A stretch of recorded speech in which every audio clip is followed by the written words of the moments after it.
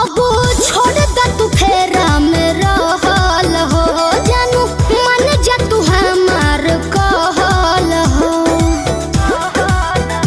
तू ससुरवो में जाई हमारे के चहबू। अच्छा कि भले बन जाइबू केहू के मेहार माल तू हमारे रहबू। कि भले बन जाइबू केहू के मेहार जान तू हमारे रहबू। का बुझलू? बुझाता Likey. घर से आइल रहे फोनवा उ सुखाइल जाता जी।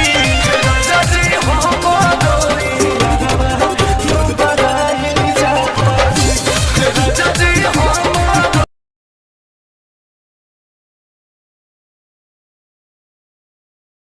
Likey.